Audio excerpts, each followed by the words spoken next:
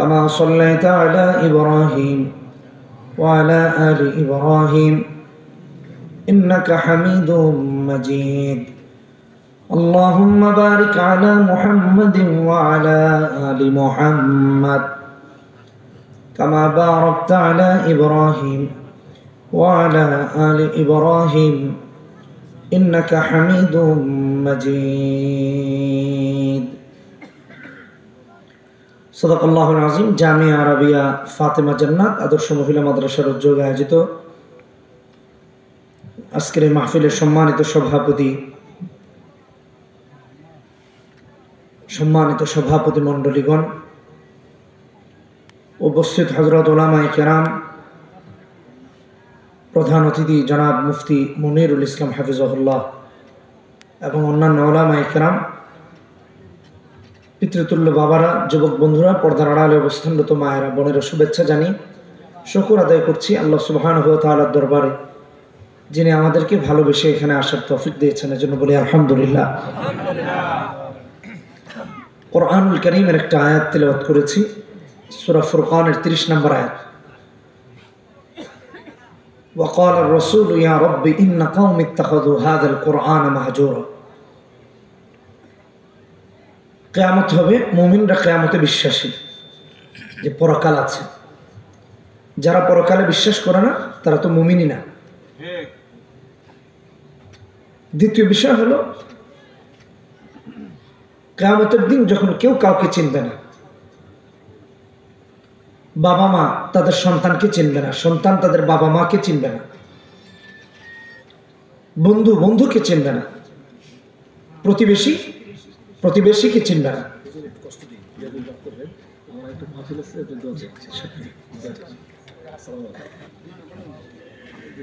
বন্ধু বন্ধুকে চিনবে না, একজন আরেকজনকে যেদিন চিনবে না, সেদিন সবাই ইয়া নাফসি ইয়া নাফসি বলে নিজের জান বাঁচাতে চাইবে। বাবা মা ছেলে মেয়ের কাছে যাবে না যদি একটা নেকি সন্তান চেয়ে বসে, সন্তান মা বাবার কাছে যাবে না যদি বাবা মা একটা নেকি তার থেকে নিয়ে নেয়। এমন ভয়াবহ হবে। এমন ভয়াবহ দিনে সবাই যখন রাহমাতুল্লিল আলামিন নবীর সুপারিশ পেতে চাইবে, নবী সুপারিশ করলে বুঝি সব ঠিক হয়ে যাবে। নবী এসে উল্টো উম্মতের একটা বিশাল গোষ্ঠীর বিরুদ্ধে আল্লাহর কাছে নালিশ করবেন, অভিযোগ করবেন, বিচার দায়ের করবেন, যারা দুনিয়াতে কোরআনকে পরিত্যাগ করেছে, কোরআন নিয়ে অবহেলা করেছে, কোরআন পড়ে নাই, কোরআন বুঝে নাই, কোরআনের হালাল হারাম বিধানও মানে নাই।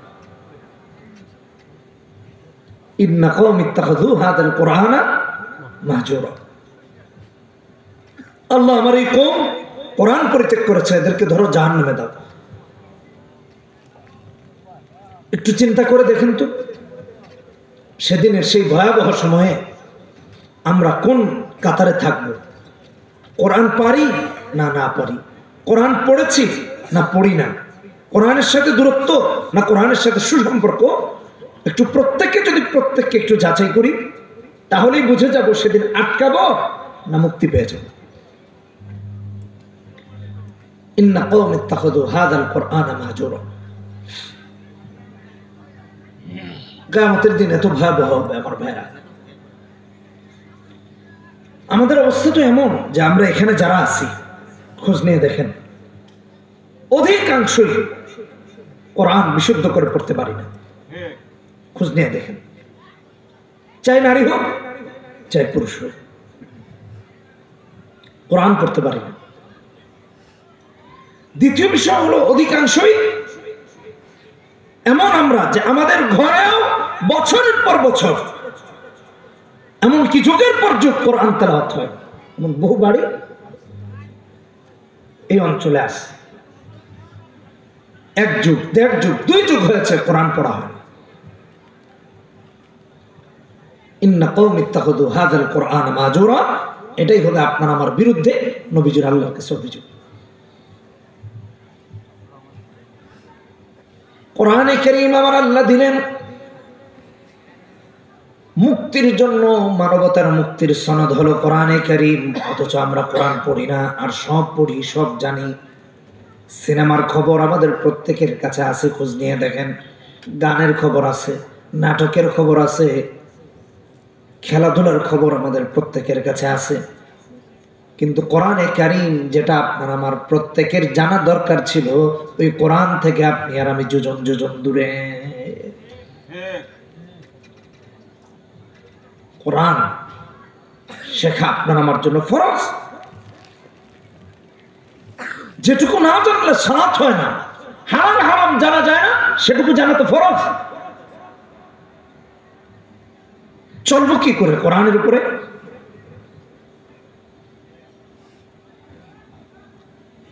আল্লাহ রাব্বুল আলামিন তাই তো কোরআনে কারীমে সূরা বাকারাতে 185 নম্বর আয়াতে দায়িত্বহীন কণ্ঠে জানিয়ে দিলেন, হুদাল্লিন নাস ওয়া বায়্যিনাতিম মিনাল হুদা ওয়াল ফুরকান।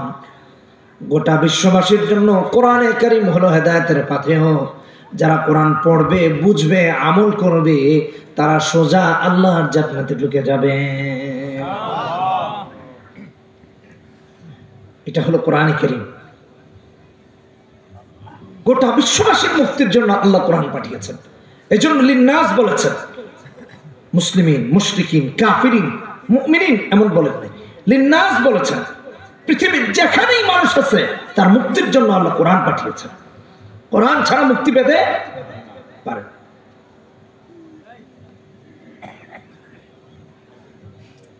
সূরা বনী ইসরাঈলের 15 নম্বর পারাতে 9 নম্বর আয়াতে দ্বিতীয় পৃষ্ঠায় আল্লাহ বলতে গিয়ে বলেছেন, ইন্না হাযাল কুরআন ইয়াহদি লিল্লাতী হিয়া আকওয়াম। জান্নাতের সবচেয়ে সহজ রাস্তা হলো কোরআনে কারীম। যারা কোরআনে কারীমের পথ অনুসরণ করবে তারা সহজে সোজাভাবে আমার আল্লাহর জান্নাত পর্যন্ত গিয়ে পৌঁছে যাবে। ইয়াহদি লিল্লাতী হিয়া আকওয়াম। একজন বাবা, একজন মা, চাই তার ছেলে হোক, চাই তার মেয়ে হোক, তার চিন্তা যদি করে যে আমার ছেলেটা জান্নাতি হবে, আমার মেয়েটা জান্নাতি হবে, জাহান্নামে যাবে না, তাহলে নিঃসন্দেহে কোরআনে কারীমের বিকল্প কিছু নাই। জাহান্নাম থেকে বাঁচানোর জন্য আমার আল্লাহ কোরআনে কারীমে সূরা তাহরিমে 9 নম্বর আয়াতে বলেছেন, ইয়া আইয়ুহাল্লাযীনা আমানু কু আনফুসাকুম ওয়া আহলিকুম নারা আলাইহা মালাইকাতুন গিলাযুন শিদাদুন লা ইয়াসুনাল্লাহা মা আমারাহুম ওয়া ইয়াফআলুনা মা ইউমারুন। সূরা তাহরিম 6 নম্বর আয়াত, 19 নম্বর পৃষ্ঠা, 28 নম্বর পারা। আল্লাহ তাআলা প্রত্যেককে ডেকে বলতেছেন, খবরদার, নিজে জাহান্নাম থেকে বাঁচো এবং নিজের পরিবার পরিজনকে জাহান্নাম থেকে বাঁচাও। যারা নিজের পরিবার পরিজনকে জাহান্নাম থেকে বাঁচাতে চায় তারা অবশ্যই অবশ্যই কোরআনে কারীম যেন তার সন্তানকে শেখায়। এই জন্য বাচ্চাকে দিন শেখান, ছেলেকে দিন শেখান, মেয়েকে দিন শেখান, কোরআন শেখান, সুন্নাহ শেখান। আমরা তো সব শিখছি, কোরআন ব্যতিরেক আমাদের কাছে সবকিছুর জ্ঞান আছে, শুধু আল্লাহর কালামের জ্ঞান নাই। কোরআনে কারীম শিখতে হবে, কোরআনে কারীম শেখাতে হবে। এই যে মাদ্রাসাগুলো এত কষ্ট করে, কত টানা পূরণের পরে ওলামায়ে কেরাম কত কষ্ট করে মাদ্রাসাগুলো চালান, একটু খোঁজ নিয়ে দেখেন। এক একটা মাদ্রাসা চালানো এত কষ্ট। আল্লাহ রাব্বুল আলামিনের দরবারে যেন আপনি আর আমি সেদিন মুক্তি পেয়ে যাই, আসামির কাঠ করা যেন দাঁড়াতে না হয়। এই জন্য আলেমরা এই কেন্দ্রবিন্দুগুলো খুলে তুলেছেন, গড়ে তুলেছেন, এই কেন্দ্রগুলো তৈরি করেছেন যেন আমরা সেদিন মুক্তি পেয়ে যাই। রাসূল আমাদের বিরুদ্ধে যেন আল্লাহর কাছে অভিযোগ দায়ের না করে। মুক্তিকামী মানুষের কাতারে যেন আমরাও একতাবদ্ধ হতে পারি। এই জন্য বন্ধুগণ আমার, কোরআন আপনার আমার মুক্তির পাথেয়।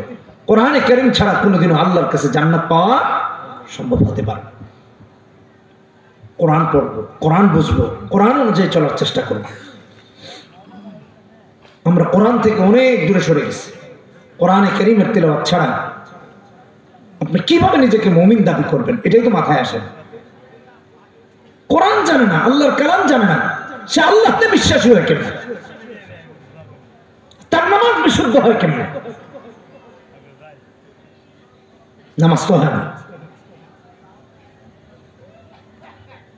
আমার আল্লাহ রাব্বুল আলামিন কোরআনে কারীমে সূরা আরাফে 170 নম্বর আয়াতে বলেন, ওয়াল্লাযীনা ইউমাসসিকুনা বিল কিতাবি ওয়া আকামুস সালাহ ইন্না লা নুযিউ আজরাল মুসলিহিন। যারা, ভালো করে শুনেন, আল্লাহর কিতাবকে আঁকড়ে ধরবে, সালাত কায়েম করবে, আল্লাহ বলেন কিয়ামতের দিন আমার আল্লাহ মুসলিহিনের আমল নষ্ট করে দেন না। যারা মুসলিহিন নয় তাদের আমল নষ্ট হয়ে যায়। মুসলিহিন তো তারা যারা আল্লাহর শেখানো পথে কোরআন বিশুদ্ধ করে, সালাত কায়েম করে, নামাজ আদায় করে, ইবাদত করে, আল্লাহর বিধিবিধান মেনে চলে, আল্লাহর জন্য চলে, তারা মুসলিহিন হয়ে যায়। আর যাদের নামাজ অশুদ্ধ, কেরাত অশুদ্ধ, মানুষকে দেখানোর জন্য নামাজ আদায় করে, আল্লাহকে দেখানোর জন্য আদায় করে না, তারা কখনো মুসলিহিন হয় না। তাদের নামাজ আল্লাহর প্রথম আসমান ভেদ করে তার আরশ পর্যন্ত গিয়ে পৌঁছায় না। এই নামাজ আল্লাহর আরশে পৌঁছায় না। ইন্না লা নুযিউ আজরাল মুসলিহিন। আল্লাহর কিতাবকে আঁকড়ে ধরতে হবে। আপনি মাদ্রাসার বাচ্চাদেরকে জিজ্ঞেস করেন, নামাজ ভাঙার কারণ 19টি। প্রথমটি হলো নামাজ কেরাত অশুদ্ধ পড়া। যার কেরাত অশুদ্ধ তার নামাজ হয় না, চাই নারী হোক চাই পুরুষ হোক। নামাজ সবার জন্য ফরজ, শুধু পুরুষের জন্য না, নারীর জন্য ফরজ। এক একজন নারী, এক একজন বোন, এক একজন মা একটা সন্তানের জন্য প্রথম বিদ্যালয়, প্রথম বিদ্যালয়। কারণ একটি সন্তান তার মায়ের সংস্পর্শ যত বেশি পায়, বাবারটা তত বেশি পেতে পারে। মায়ের গর্ভে থাকা থেকে নেই, এই জন্য মায়ের হক 3 গুণ বেশি। বাবার 1 গুণ হলে মায়ের কয় গুণ? 3 গুণ। মাথায় রাখেন, ইন্না লা নুযিউ আজরাল মুসলিহিন। নারীদের এই জন্য বেশি কোরআন শেখা দরকার। বাচ্চাটা তার মাকে দেখবে, তার বাবাকে দেখবে। বাবাকে দেখবে কম, দেখবে মাকে বেশি দেখবে। দেখবে মা সিজদা দিতেছেন, দেখবে মা কোরআনে কারীমের তেলাওয়াত করতেছেন, দেখবে মা তাসবিহ তাহলিল পড়তেছেন, দেখবে মা জিকিরের মধ্যে আছেন, দেখবে মা দুরূদ শরীফ আদায় করতেছেন। সন্তান নিজেও মাকে দেখে সেগুলো তার মাথার মধ্যে মুখস্থ করতে থাকবে, বসাতে থাকবে। আর যদি মা উল্টাপাল্টা হয়, সন্তানও উল্টাপাল্টা জিনিস শিখবে। মা ছেলেকে নিয়ে কোরআনের তেলাওয়াতে বসেছে, দেখবেন ছেলে কিছুদিন পরে দেখবেন সূরা ফাতিহা মুখস্থ হয়ে গেছে। আর মা ছেলেকে নিয়ে হিন্দি সিরিয়ালে বসবে, ছেলেও 2 দিন পরে দেখবেন হিন্দি সিরিয়ালের আমল করা শুরু করেছে। আমি আর ভেঙে কিভাবে বলবো, মাথায় আসে। সংস্পর্শ, বাচ্চা সবচেয়ে বেশি মায়ের সংস্পর্শ থাকে। এই জন্য সন্তানকে দিন শেখায়, চাই সে নারী হোক চাই সে পুরুষ হোক। অনেকে বলে মেয়েটাকে ছেলেটাকে দিন শেখায়, কি করবে, করবে কি, খাবে কি? বিশ্বাস করুন, যে ছেলে যেই মেয়ে দিন শিখে, আল্লাহর উপর পূর্ণ আস্থা বিশ্বাস রাখে, তার রাজ্জাক পেয়েছেন আল্লাহ, তার রিজিকের জিম্মাদার আল্লাহ। কারণ আল্লাহর উপর পরিপূর্ণ বিশ্বাস রাখতে হলে আপনি দিন না জানলে কেমনে রাখবেন? আমি বহু মানুষ দেখেছি রাখেন। আমার পরিচিত এমন আলেম আছেন একাধিক, মসজিদের খতিব সাহেব, দেখতে সুন্দর, খুব সুন্দর। একটা মেয়ে বিয়ে দেওয়ার জন্য এমন পাত্র খুঁজে পাবেন না, মানে এত সুন্দর। কিন্তু ঘটনাক্রমে পাত্রী তালাশ করতে করতে করতে করতে পারিবারিক ভাবে সেই মসজিদেরই, তিনি যে মসজিদের খতিব, সে মসজিদের একজন গুরুত্বপূর্ণ মেম্বার, তার মেয়ের বিয়ের প্রস্তাব দেওয়া হয়েছে পারিবারিক ভাবে, সঙ্গে সঙ্গে তার চাকরি চলে গেছে। হুজুর, আমার মেয়ে কি বিয়ে করবে? সাহস করতে পারবে? আমার 6 তলা বাড়ি আছে, তার কি আছে? ভালো করে বুঝেন, এই লোকটা নামাজি, 5 ওয়াক্ত নামাজ মসজিদে এসে জামাতে পড়ে, হজ করে প্রায়, উমরা মিস নাই। সে আশ্চর্য হয়ে গেছে, হুজুরের কি আছে? আমার তো 6 তলা বাড়ি আছে, চাকরিচ্যুত করা হয়েছে। শুধু পার্থক্য হলো দিন নাই, পার্থক্য হলো কোরআন নাই, আর সব ঠিক আছে। এমনও দেখেছি এক হাজী সাহেব প্রতি বছর হজ করেন, কোনো অসুবিধা নেই। ইমাম সাহেবের বিয়ের প্রস্তাব দেওয়া হয়েছে, বলছে ইমাম সাহেব আমার মেয়েরে খাওয়াবে, অথচ প্রতি বছর হজ করেন, প্রতি বছর হজ করেন। তার বিশ্বাসই নাই যে রাজ্জাক হলেন আল্লাহ। কথা বলেন না কেন? ঠিক না? রিজিকের মালিক কে? হ্যাঁ, আমি গিয়ে তাওয়াক্কাল আলাল্লাহি ফাহুয়া হাসবুহ, আল্লাহ তার জন্য যথেষ্ট হয়ে যান। সূরা তালাকে আল্লাহ বলেছেন 3, 4, 5 ধারাবাহিকভাবে বলেছেন। এমন কি বলেছেন ওয়া ইয়ারযুকুহু মিন হাইথু লা ইয়াহতাসিব, আল্লাহ এমন ভাবে রিজিক দিবেন সে ধারণা করতে পারবে না। এখন তার বিশ্বাসই নেই যে রাজ্জাক কে। কেন নাই? কোরআন না জানার কারণে। কেন নাই? দিন না জানার কারণে। দিন সম্পর্কে তার ধারণা থাকলে, কোরআন সম্পর্কে ধারণা থাকলে এই কথা সে বলতে পারত না। আসেন মিন হাইসু লা ইয়াহতাসিব, মিন হাইসু লা ইয়াহতাসিব, এটা যে কিভাবে হয় একটু দেখি। কোরআনে কারীম খুলে দেখেন সূরা আলে ইমরান 35, 36, 37, 38, 39, 40 এই আয়াতগুলো। إذ قالت امرأة عمران رب إني نذرت لك ما في بطني محررا فتقبل مني إنك أنت السميع العليم فلما وضعتها قالت رب إني وضعتها أنثى والله أعلم بما وضعت وليس الذكر كالأنثى وإني سميتها مريم وإني أعيدها بك وذريتها من الشيطان الرجيم فتقبلها ربها بقبول حسن وأنبتها نباتا حسنا وكفلها زكريا كلما دخل عليها زكريا المحراب وجد عندها رزقا قال يا مريم أنى لك هذا قالت هو من عند الله إن الله يرزق من يشاء بغير حساب الله أكبر حضرت مريم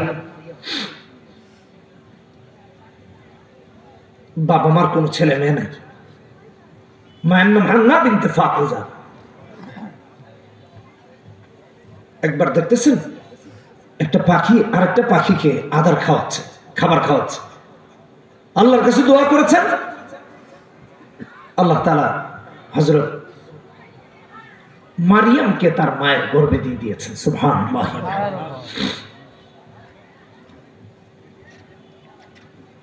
কি করবেন? আল্লাহর রাস্তায় দিবেন, মান্নত করেছেন ইন্নী নাযারতু লাকা মা ফি বাতনি মুহাররারা ফাতাকাব্বাল মিন্নী ইন্নাকা আনতাস সামিউল আলিম। এখন তো আল্লাহর ঘরে দিয়ে দিবেন, তখন প্রচলন ছিল আল্লাহর ঘরে দিয়ে দেওয়া হতো, যারা আল্লাহর নামে মান্নত করা হতো। বলতেছেন ওয়ালাইসা যাকারু কাল উনসা, ছেলে তো আর মেয়ের মতন, মেয়ে ছেলের মতন। লাইসা যাকারু কাল উনসা, লাইসা যাকারু কাল উনসা, ছেলে তো মেয়ের মতো না, আর মেয়েও ছেলেদের মতো হয় না। আখলাক, ব্যবহার, শারীরিক গঠন সবকিছু পরিবর্তন হয়। মান্নত করেছেন, দিবেন, দিয়ে দিচ্ছেন লটারির মাধ্যমে। সূরা মারিয়ামে আসছে আলোচনা, এদিকে আর লম্বা করবো, এটা আগায় নিতে হবে, গুরুত্বপূর্ণ আলোচনা পিছনে। লটারি হয়েছে, ওয়াকাফফালাহা যাকারিয়া, কফিল বানায় দিয়েছেন আল্লাহ তাআলা হযরত যাকারিয়া আলাইহিস সালাম। হযরত যাকারিয়া আলাইহিস সালাম হয়েছেন তার অভিভাবক। আল্লাহর রাস্তায় যখন হযরত মারিয়ামের মা তাকে দিয়ে দিয়েছেন, জিম্মাদারি আল্লাহ তার নিজ কুদরতি হাতে নিয়ে নিয়েছেন। ভালো করে বুঝেন, ঈমান এবং ইয়াকিন রবের উপর রাখি। হুজুর খাওয়াবে কি, অমুক খাওয়াবে কি, তমুক খাওয়াবে কি, আল্লাহ যাকে পাঠিয়েছেন সে তার রিজিক নিয়েই এসেছে। আপনার আমার চিন্তার জন্য আল্লাহ তার পাঠান নাই। দায়িত্ব কার? রাজ্জাক কে? ইন্নাল্লাহা হুয়ার রাজ্জাকু যুল কুওয়াতিল মাতিন। 57-58 নম্বর আয়াতে আল্লাহ বলেছেন, সূরা জারিয়াত 27 নম্বর পারা 2 নম্বর পৃষ্ঠা। আপনি আমি কেন রিজিকের জন্য চিন্তা করব? হযরত মারিয়াম ফলমূল খায়, সিজনবিহীন ফলমূল। হযরত জাকারিয়া আলাইহিস সালাম দেখে আশ্চর্য হয়ে গেছে। قال يا مريم أنى لك هذا من أين لك هذا يا مريم এই মারিয়াম এগুলো কোত্থেকে পেলে, কোত্থেকে আসলো? قالت هو من عند الله, কে পাঠিয়েছেন? জোরে বলেন কে? আরো জোরে কে? যে মারিয়ামের মা তার সন্তানকে রবের কাছে নিবেদন করার জন্য রব নিজে তার রিজিকের জিম্মাদার হয়ে গিয়েছেন, আজও সে আল্লাহ আছেন যে তার সন্তানকে, যে নিজেকে রবের জন্য সুপর্দ করে দেয়, উৎসর্গ করে দেয়, নিবেদন করে দেয়। তার রিজিকের ফয়সালা দুনিয়ায় হয় না, তার রিজিকের ফয়সালা আল্লাহর আরশ। কথা বলুন ঠিক কিনা বেঠিক?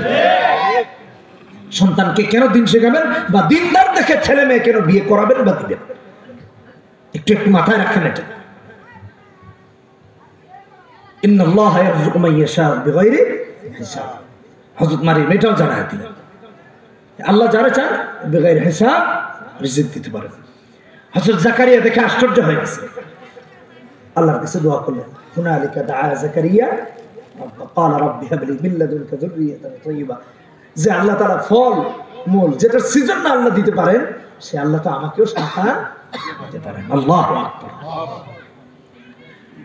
সন্তান দেওয়ার মালিক কে? আল্লাহ। বলেন কে? আল্লাহ। আল্লাহ তাআলা হযরত জাকারিয়া আলাইহিস সালামকেও সন্তান দিয়েছেন, নাম হয়েছে ইয়াহইয়া। কি বলেন? ইয়াহইয়া। সন্তান পেয়েছেন। আমাদের সমাজের সন্তান চাই গিয়া পীর বাবার কাছে, মাজারে যায়, কবরে যায়, বাবার দরবারে যায়। সূরা শুরা 49 নম্বর আয়াত আল্লাহ বলেন, লিল্লাহি মুলকুস সামাওয়াতি ওয়াল আরদি ইয়াখলুকু মা ইয়াশা ইয়াহাবু লিমান ইয়াশাউ ইনাসান ওয়া ইয়াহাবু লিমান ইয়াশাউ আয-যুকুর আও ইউযাওয়িজুহুম যুকরানান ওয়া ইনাসা ويجعل من يشاء عقيما। আল্লাহ যারে চান ছেলে দেন, আল্লাহ যারে চান মেয়ে দেন, আল্লাহ যারে চান ছেলেও দেন না মেয়েও দেন না, বরং বন্ধা বানায় রেখে দেন। জোরে কোন ঠিক কিনা বেটি? ঠিক। সন্তান দিতে পারেন কে? আল্লাহ। কোন পীর বাবা, কোন বুজুর্গ, কোন নবী? অসম্ভব। নবীরাই সন্তান চেয়েছেন আল্লাহর কাছে। সূরা সাফফাতে তো আল্লাহ তাআলা স্পষ্ট উল্লেখ করেছেন, ইব্রাহিম আলাইহিস সালাম দোয়া করেছেন, রব্বি হাবলি মিনাস সালিহিন ফাবাশশারনাহু বিগুলামিন হালিম। আল্লাহ ধারাবাহিক এখানে বিশাল স্টোরি উল্লেখ করেছেন, 90, 91, 92, 93 থেকে নিয়ে 100, 101, 102, 103 বিশাল স্টোরি ইব্রাহিম আলাইহিস সালামকে নিয়ে যে স্টোরি আল্লাহ তাআলা কোরআনে তুলে ধরেছেন তার সবটাই এখানে আছে। এজন্য আমরা সন্তান চাইবো কার কাছে? আল্লাহর কাছে। এবং সেই সন্তানের রিজিক কে দিবেন? আল্লাহ। আমরা চিন্তা করবো না। রিজিকের কথা চিন্তা করে মদখোর, গাঁজাখোর, ইয়াবাখোর ছেলেটার কাছে মেয়েটা দিয়েন না। একজন আল্লাহওয়ালার কাছে দেন, একজন মুত্তাকি পরহেজগারের কাছে দেন। দেখবেন ইনশাআল্লাহ দুনিয়াও সুখী হবে, আখিরাতেও সুখী হবে। চ্যালেঞ্জ করে বলুন। যে কথা বলতেছিলাম দিন শেখার কথা, যারা বলে হুজুর খাওয়াবে কি, যারা বলে আমার মেয়েটা যদি কোরআন শিখে খাবে কি, তাদের জবাব দিলাম রিজিকের মালিক একমাত্র আল্লাহ রাব্বুল আলামিন। আল্লাহ ছাড়া কেউ রিজিক দেন না। অতএব ভাইরা আমার, দিন শিখতে হবে, কারণ দিন না শিখলে ইবাদত কবুল হয় না।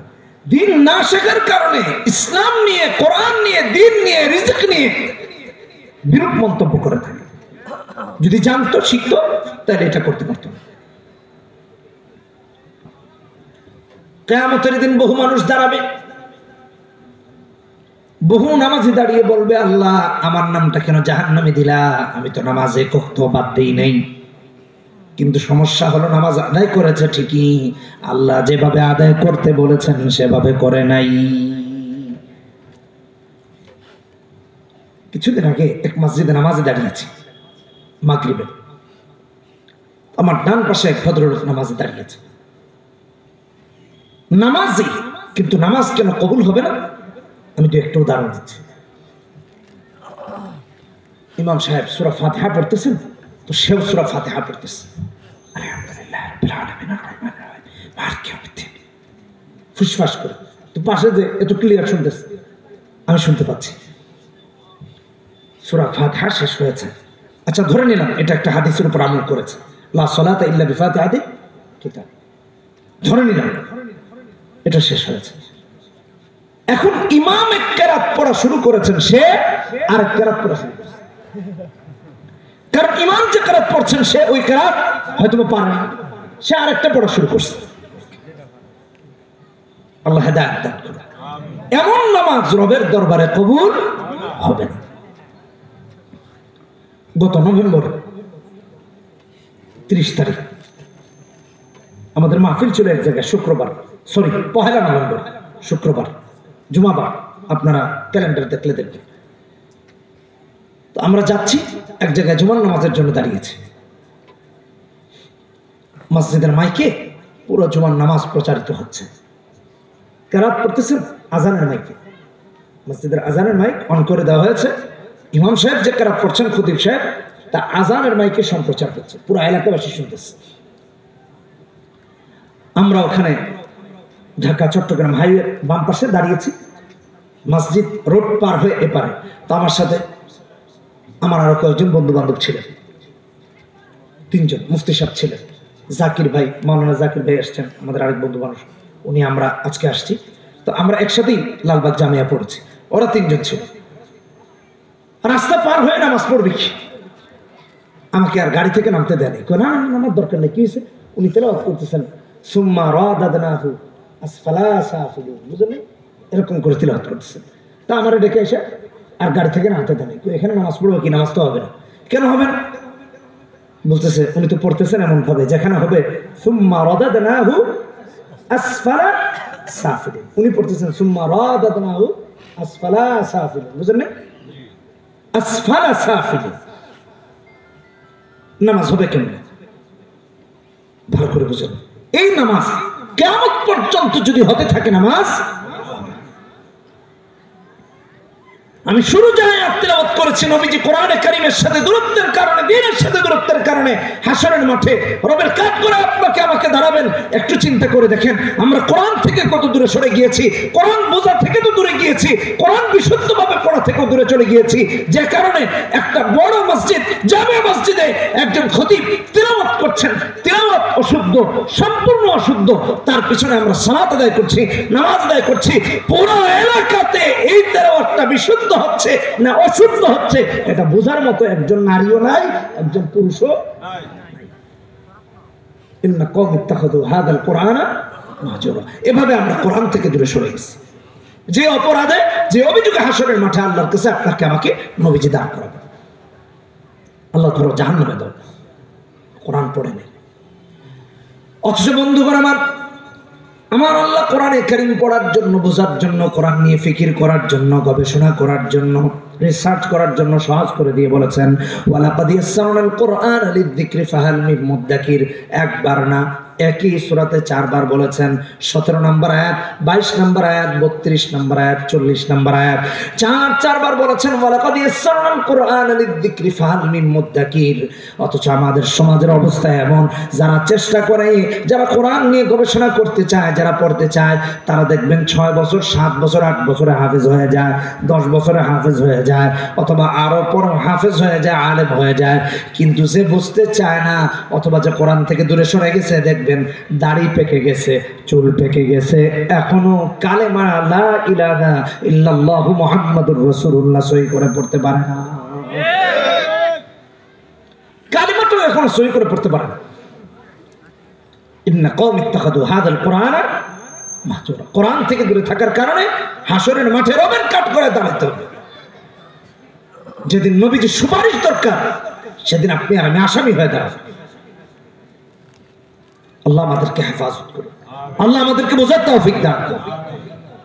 কোরআন পড়বো তো ইনশাআল্লাহ, কোরআন পড়বো তো ইনশাআল্লাহ, কোরআনের সাথে কোনো বিদ্বেষ রাখবো না তো। এখন তো রাখে, কোরআন শুনতে ভালো লাগে, কোরআনে কারীমের তিলাওয়াত হলে কেউ দরকার নাই, বন্ধ করো। গত রমাদান ঢাকা বিশ্ববিদ্যালয়ে কোরআনের আয়োজন হবে, বাধা দেয়, প্রকাশ্যে বাধা দিচ্ছে। যিনি কারি সাহেব কোরআন পড়বেন তাকে রক্তাক্ত করা হয়েছে, পত্র পত্রিকায় নিউজ হয়েছে, বিভিন্ন সোশ্যাল মিডিয়াতে নিউজ হয়েছে। কোরআন শুনতে পারে না, যে কোরআন শুনতে পারে না সে আর মুসলমান নাম রাখার দরকার নাই। ঠিক কিনা ঠিক? তো মুরতাদ হয়ে গেছে। আর যে নিজে মুসলমান দাবি করে আড়ালে ইসলাম বিরোধী কাজ করে সে তো মুনাফিক। কিভাবে সে মুমিন হবে?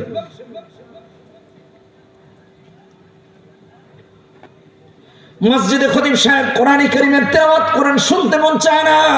কোরআন কারীমের কথা বলেন, শুনতে মন চায় না। কোরআনের কথা বললে বলে হুজুর এই ওয়াজ বন্ধ করে দেন, আছে না নাই? আলেমের উপর চাপ প্রয়োগ করে কত আলেমের চাকরি চলে যায়। হক কথা বলার উপরে আলেমদের চাকরি চলে যায়। হক কথা বলার কারণে, ইসকনের বিরুদ্ধে কথা বলার কারণে আলেমের চাকরি করে গেছে। ঠিক কিনা বেটি? ইসকনের সদস্য মসজিদের কমিটি, কি কারণে আলেমকে চাকরিচ্যুত করা হলো? কোরআন সহ্য করতে না পারার কারণে।